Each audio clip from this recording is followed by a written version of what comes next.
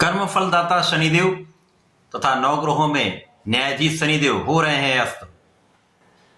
13 फरवरी को जब सूर्यदेव का राशि परिवर्तन होगा, सूर्य वर्तमान मकर राशि को छोड़कर शनिदेव के मूल त्रिकोण राशि कुंभ राशि में प्रवेश करेंगे। उसके पश्चात 17 फरवरी से शनिदेव अस्त अवस्था में चले जाएंगे। जब भी कोई ग्रह अस्त अवस्था में होता तो उसके कार्यकत्व के भाव में निर्बलता आ जाती। तो जब शनिदेव अस्त अवस्था में जाएंगे तो किस प्रकार का प्रभाव देने वाले। जय श्री गणेश, नमस्कार। मैं आचार्य संजय द्विवेदी। मेरे समस्त प्रबुद्ध दर्शकों का मेरे चैनल पर हार्दिक स्वागत है।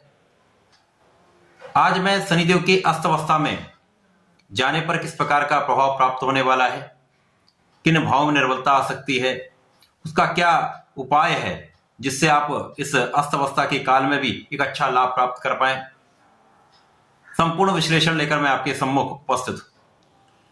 अब चूंकि नवग्रहों में कर्म फलदाता शनिदेव है, जो कर्मों के अनुसार ही फल की प्राप्ति कराते हैं, न्याय के देवता हैं।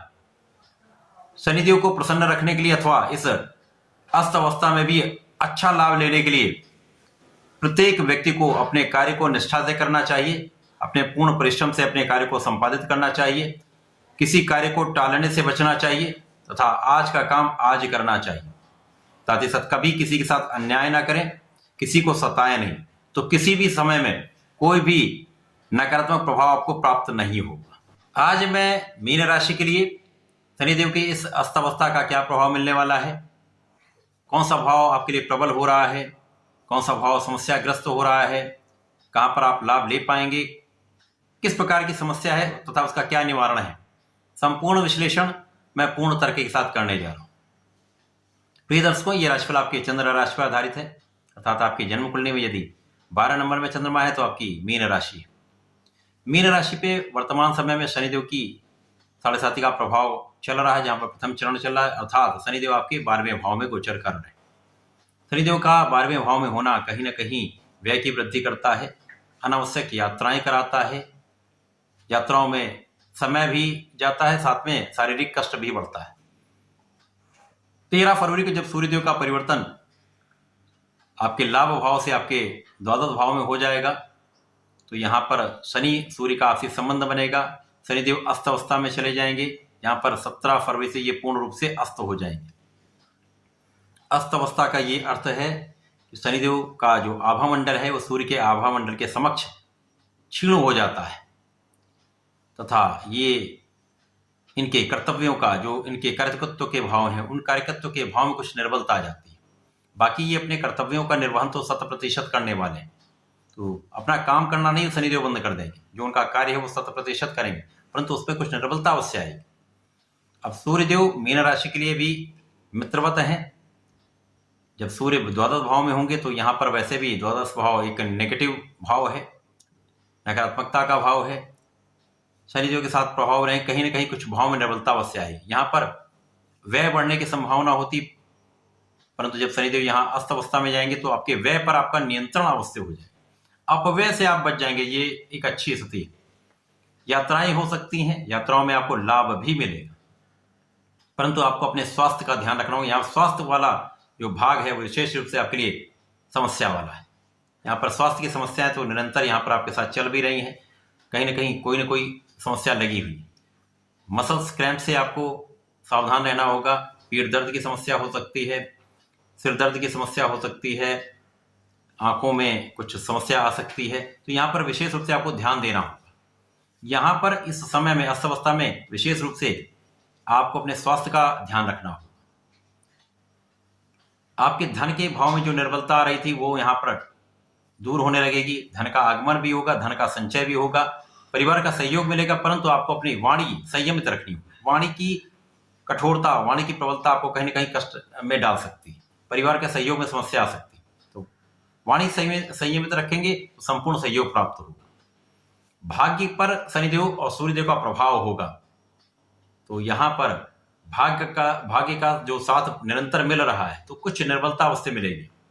जितना भाग्य का साथ चाहिए होता उतना भाग्य का साथ नहीं मिल पाता है। तो यहाँ पर आपको अपने परिश्रम को बढ़ा देना चाहिए।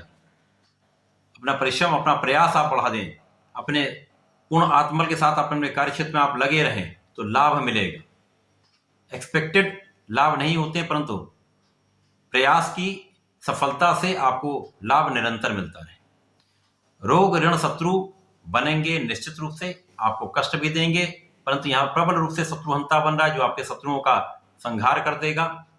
कानूनी समस्याओं में भी कहीं ना कहीं जो स्थितियां बने उनमें आप संपूर्ण रूप से विजयी होंगे। आपका पक्ष अत्यंत बलवान रहने वाला है।